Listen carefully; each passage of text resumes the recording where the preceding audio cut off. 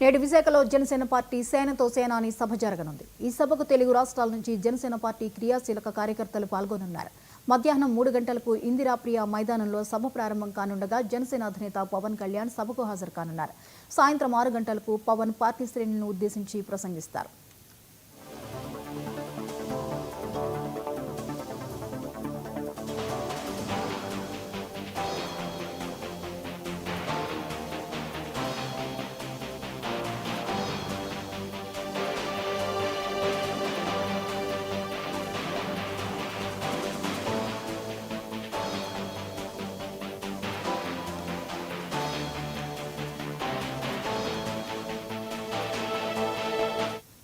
ఇక ఈ అంశంపై మరిన్ని అప్డేట్స్ ని లైవ్ లో అందించడానికి రీజనల్ కోఆర్డినేటర్ కిరణ్ సిద్ధంగా ఉన్నారు. కిరణ్, ఈ రోజు విశాఖలో జరగనున్న జనసేన పార్టీ నిర్వహించేటటువంటి సేనతో సేనాని సభ ఏర్పాట్లు ఎలా ఉన్నాయి, వివరాలేంటి?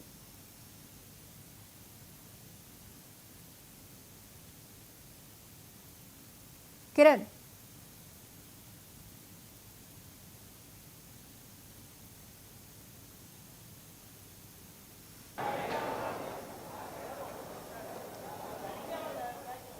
థ్యాంక్ యూ జ్యోతి. ఏదైతే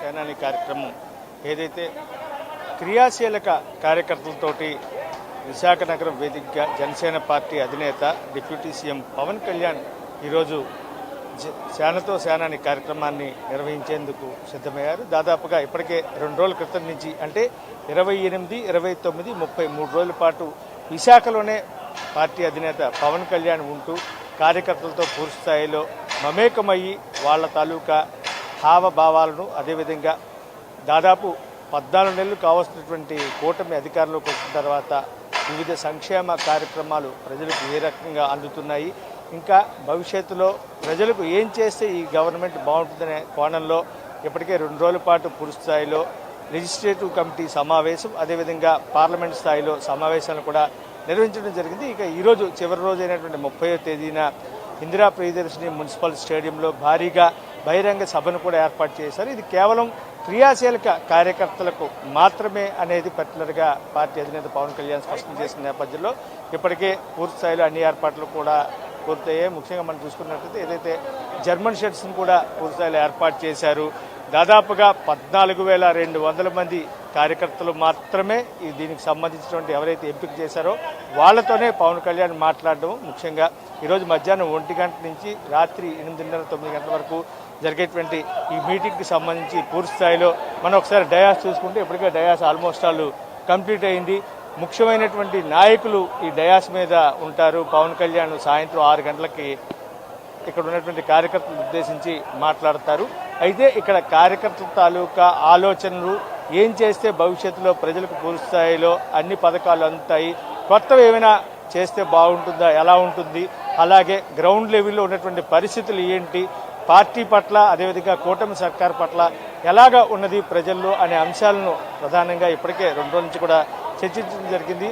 ఎక్కడైతే గ్రౌండ్ స్థాయిలో పార్టీని బలోపేతం చేసే దిశగా ఇప్పటికే పవన్ కళ్యాణ్ పూర్తి స్థాయిలో అన్ని చర్యలు కూడా తీసుకోవడం, భవిష్యత్ కార్యాచరణ అదేవిధంగా కార్యకర్తలకు ఒక దిశానిర్దేశం కూడా చేసేందుకు ఇప్పటికే అన్ని చర్యలు కూడా తీసుకున్నారు. దీనికి సంబంధించి అయితే మొత్తం మీద మనం ఈరోజు పూర్తి స్థాయిలో పవన్ కళ్యాణ్ వస్తున్న నేపథ్యంలో అందరినీ కూడాను పూర్తి స్థాయిలో ఏర్పాట్లన్నీ కూడా జరుగుతాయి. దీనికి సంబంధించి బోడపాటి శివదత్ ఏదైతే మొత్తం కోఆర్డినేషన్ సంబంధించి ఇక్కడ ఉన్నటువంటి వాళ్ళందరినీ కూడా ఏకతాటి మీద తీసుకొస్తూ దాదాపు వారం 10 రోజుల నుంచి కూడా ఎంతో కష్టపడుతున్న పరిస్థితి. దీనికి సంబంధించి శివదత్ మనతో ఉన్నారు. సార్ చెప్పండి, ఎలా ఉండబోతుంది ఈరోజు మీటింగ్కి సంబంధించి, ఏమనుకుంటున్నారు, ఎలా ఉండబోతుంది అనుకుంటున్నారు? చాలా అద్భుతంగా ఉంటుందండి. పార్టీ కార్యకర్తలందరూ ఒక చోట చేరుకొని ఒక పండుగ జరుపుకోబోతున్నాం మేము. సో దానికి తగ్గట్టుగా వచ్చిన ప్రతి కార్యకర్త కూడా మాకు ఒక డెలిగేట్, వాళ్ళని జాగ్రత్తగా చూసి తిరిగి పంపించే బాధ్యత మన వాలంటీర్స్ కమిటీ తీసుకుంది. అలాగే మెడికల్ టీం ఉంది, అలాగే ఎంటైర్ పోలీస్ వ్యవస్థతో వాలంటీర్స్ అలైన్మెంట్ అయి పనిచేస్తూ ఉన్నారు. సో 500 మంది వాలంటీర్స్తో మేము పనిచేస్తూ ఉన్నాము. సో ఎంటైర్ ఈ మీటింగ్ కళ్యాణ్ గారు ఏదైతే ఇప్పటి వరకు పార్టీని ముందుకు తీసుకొచ్చారో, ఒక రిజిస్టర్డ్ పార్టీ నుంచి ఈరోజు రికగ్నైజ్డ్ పార్టీ స్థాయికి, అంటే రికగ్నైజ్డ్ మొత్తం అంతా కూడా తీసుకొచ్చి నాయకత్వాన్ని నుంచోబెట్టి 21 మంది ఎమ్మెల్యేలు మేము 21/21 100% స్ట్రైక్ రేట్ ఈరోజు నుంచున్నాం. దానికి తగ్గట్టుగా ప్రతి క్యాడర్ని కూడా ఈరోజు మేమందరం కూడా గౌరవించుకొని ప్రతి ఒక్కరికి ఇన్విటేషన్స్ ఉన్నాయి, ప్రతి ఒక్కరికి పాసులు ఉన్నాయి, ప్రతి ఒక్కరు వస్తారు, కుర్చీల్లో కూర్చుంటారు, హ్యాపీగా కళ్యాణ్ గారి యొక్క మీటింగ్ చూస్తారు. ఈ సభా ప్రాంగణాన్ని ఎన్నుకున్న తర్వాత ఈ సభా ప్రాంగణంలో వర్షం పడి కొంచెం పాడైనప్పటికీ కూడా మా నాయకత్వం అంతా కూడా కష్టపడి ఈరోజు మీటింగ్ అంతా సంసిద్ధం చేశారు. థ్యాంక్ యూ అండి.